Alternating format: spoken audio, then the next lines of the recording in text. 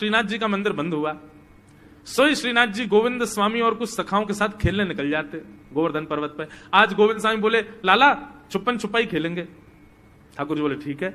और जैसे ही छुपन छुपाई खेलने लगे महाराज, पहली डायन गोविंद दास जी की आई। बोले सब छुप जाओ, मैं 10 तक गिनती गिनूंगा फिर ढूंढूंगा। ठीक है। अब कोई महाराज वृक्षन के पीछे चलोगो, ठाकुर जी एक वृक्ष के ऊपर चढ़ गए, कोई गुफा में चलोगो, कोई कहीं चले गए। और गोविंद दास जी गिनती गिनना 1 2 3 4 5 6 7 8 9 10 गिनती पूरी हुई तो गोविंद दास जी ढूंढने निकले। लेकिन सबसे सरल था ठाकुर जी को ढूंढना। क्यों? इतना इत्र लगाते हैं ठाकुर जी की जहां से भी जाते हैं वो जगह महक जाती पूरी। गोविंद दास जी क्या करते? सूंघते हुए चलते। जहां से भी चंदन की सुगंधी आ रही होती वहीं चल देते। वृक्षों को सूंघते, पृथ्वी को सूंघते, हर अंग से सुगंध आती है ठाकुर जी की। तो जहां चरण रखते हैं महाराज वो वर्षों तक सुगंधित रहती है।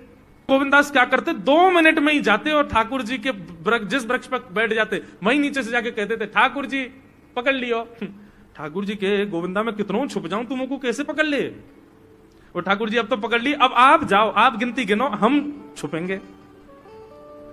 ठाकुर जी बोले ठीक है।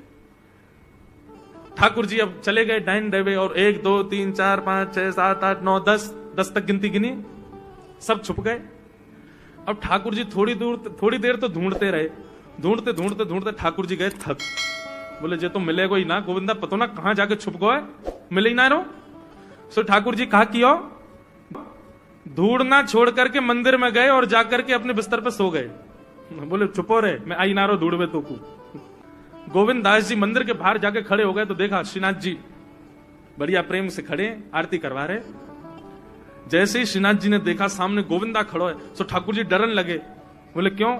या को पकड़वे में श्रम है, जा तो थक जाता हूं मैं, या हमारे तो आगे सो गए हो और जो गुस्सा कर रहा है। तो गोविंद दास जी का पद